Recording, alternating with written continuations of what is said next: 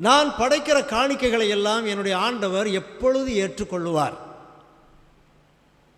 ஆலயத்தில் pastor ஏற்றுக்கிடுவார், committee ஏற்றுக்கிடும், பெரியவர் ஏற்றுக்கிடணும். இல்லை,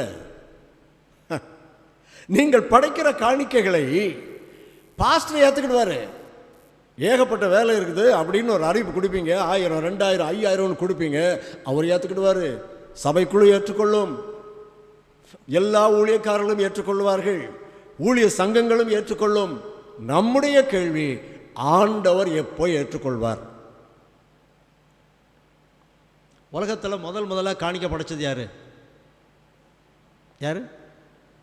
காயின், ஆபேல். அவங்க தான் உலகத்திலே முதலாக ஆண்டவருக்கு காணிக்கை கொண்டு வந்தார்கள் என்று எழுதப்பட்டிருக்கிறது. கர்த்தர் ஒருவனுடைய காணிக்கையை ஏற்றுக்கொண்டார், இன்னொருடைய காணிக்கையை ஏற்றுக்கொள்ளவில்லை. காயினின் காணிக்கையை ஏற்றுக்கொள்ளவில்லை, ஆபேலின் காணிக்கையை ஏற்றுக்கொண்டார். அதற்கு என்ன காரணம்? பல நேரங்களில் நானும் சின்ன வயசில் அப்படி தான் யோசிச்சிருக்கிறேன். காயின் என்ன கொண்டு வந்தான்? நிலத்தின் கனிகளை கொண்டு வந்தான். ஆபேல் என்ன கொண்டு வந்தான்? மந்தையின் செழுமையாற்றவை கொண்டு வந்தான். ஓஹோ, அவன் அப்போ கொழுப்பாக கொண்டு வந்ததுனால ஆண்டவர் ஏற்றுக்கிட்டாரு. இவன் ஏதோ காய்கறி எல்லாம் கொண்டு வந்ததுனால ஆண்டவர் ஏற்றுக்கல, அப்படி மாதிரி நம்ம நினைக்கிறோம். ஆனால் அது உண்மை அல்ல. ஏன்னா ஆபேலுடைய வேலையே அதுதான். என்ன வேலை? மந்தை மேய்க்கிற வேலை. காயினுடைய வேலை என்ன? நிலத்தை பயிரிடுகிற வேலை. நிலத்தை பயிரிடுகிறவன் நிலத்தின் கனிகளைத்தான் கொண்டு வருவான். மந்தையிலே வேலை செய்கிறவன் மந்தையைத்தான் கொண்டு வருவான். அப்படியானால் காணிக்கை ஏற்கப்பட்டதும் படாததற்கும் என்ன காரணம் என்று நீங்கள் பார்த்தால் அந்த வசனத்தை நீங்கள் வாசிக்க வேண்டும். ஆதியாகமம் 4ஆம் அதிகாரத்தின் 4, 5 ஆகிய வசனங்கள் நானே வாசிக்கிறேன். ஆபேலும் தன் மந்தையின் தலையீற்றுகளிலும் அவைகளில் கொழுமையானவைகள் சிலவற்றை கொண்டு வந்தான். ஆபேலையும் அவன் காணிக்கையையும் கர்த்தர் அங்கீகரித்தார். அதுக்கு கீழே இருக்கிற வசனம் பாருங்க. காயினையும் அவன் காணிக்கையையும் கர்த்தர் அங்கீகரிக்கவில்லை. அந்த வசனத்தை இன்னும் கொஞ்சம் உன்னிப்பா பாருங்க. ஆபேலையும் அவன் காணிக்கையும் கர்த்தர் அங்கீகரித்தார், காயினையும் அவன் காணிக்கையும் கர்த்தர் அங்கீகரிக்கவில்லை. கர்த்தர் முதல்ல யாரை அங்கீகரிப்பார்? காணிக்கை கொடுக்கிறவனை அங்கீகரிக்கணும். ரெண்டாவது அவன் கொடுக்குற காணிக்கை அங்கீகரிப்பார். ஆபேலை அங்கீகரித்தார், ஆகவே ஆபேலின் காணிக்கையும் அங்கீகரித்தார். காயினை அங்கீகரிக்கவில்லை, ஆகவே காயினின் காணிக்கையும் அவர் அங்கீகரிக்கவில்லை. இதுதான் உண்மை. என்னை ஆண்டவர் ஏற்றுக்கொள்ளவில்லை என்றால் எனது காணிக்கையும் அவர் ஏற்றுக்கொள்ள மாட்டார். பைபிள் சொல்லுது. அப்படி என்ன காயின் தப்பு பண்ணான்? ஏன் ஆண்டவர் காயினை ஏற்றுக்கொள்ளவில்லை? ஏனென்றால் காயினிடத்தில் 2 பெரிய பாவங்கள் இருந்தன. ஒன்று, அவன் தேவனை நேசிக்கவில்லை. இன்னொன்று, அவன் சகோதரனை நேசிக்கவில்லை. தேவனை நேசிக்கவில்லை என்பதை எதனால் அறியலாம்? காயின் ஆபேலை கொலை செய்துவிட்டு வரும்போது கர்த்தர் கேட்கிறார், உன் சகோதரனாகிய ஆபேல் எங்கே? அதுக்கு காயின் பதில் என்ன? என் சகோதரனுக்கு நான் காவலாளியோ. யாரை பார்த்து இந்த வார்த்தைகளை சொல்லுகிறார் என்று பாருங்கள். தேவாதி தேவனை பார்த்து, அவர்தான் இவனுடைய அப்பா அம்மா முதலாக இந்த உலகத்தில் படைத்தவர், அவர்களை ஏதேனும் என்னும் தோட்டத்தில் வைத்தவர். அந்த தெய்வத்தை பார்த்து சொல்லுகிறான், அவனுக்கு நான் காவலாளியோ. அவன் தேவனை நேசிக்கிறானா? இல்லை. சகோதரனை நேசித்தானா? இவன் தானே அவனை கொன்றே போட்டான். ஆகவே இந்த 2ம் இல்லை அவனிடத்திலே. ஆகவே தேவன் அவனுடைய காணிக்கையை ஏற்கவில்லை. இது முக்கியமான காரியம் அன்பானவர்களே, மிக மிக முக்கியமான காரியம். நம்முடைய காணிக்கைகள் ஏற்கப்பட வேண்டுமானால்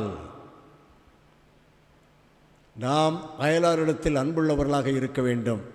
இது பழைய ஏற்பாட்டின் உபதேசம் மாத்திரமல்ல, புதிய ஏற்பாட்டில் வாருங்க.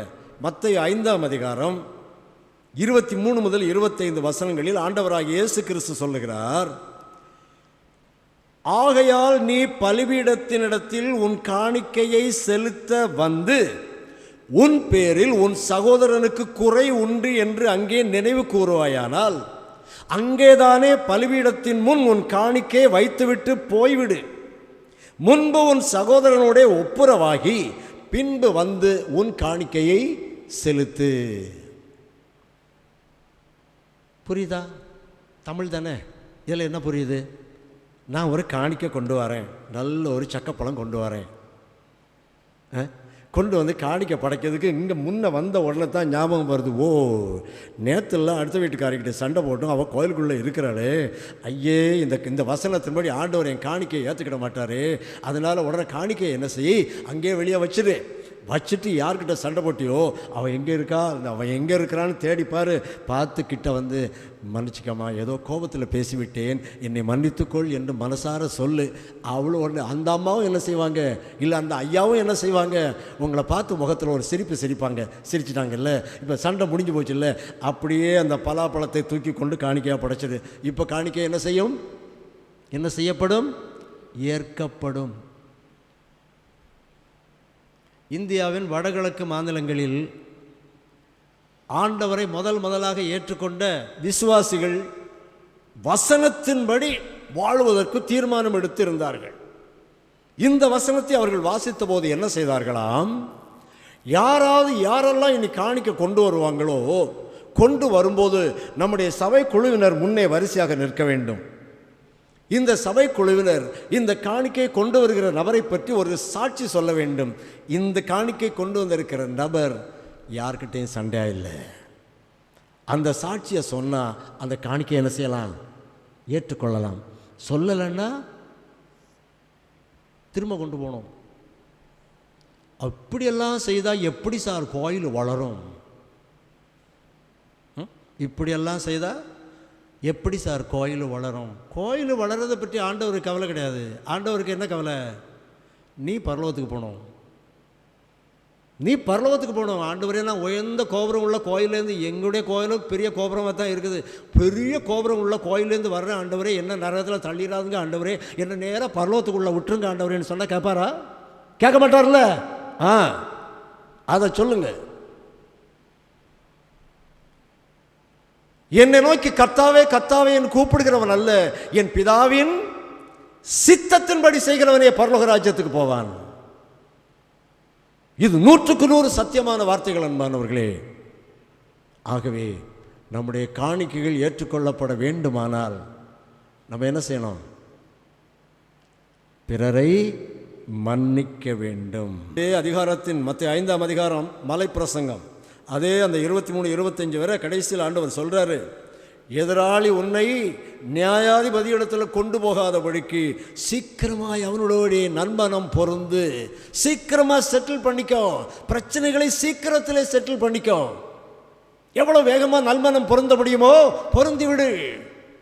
ஆகவே நம்முடைய காணிக்கைகள் ஏற்கப்படுவது கூட தேவனிடத்திலும் மனுஷரிடத்திலும் அன்பாக இருந்தால் மட்டும்தான்.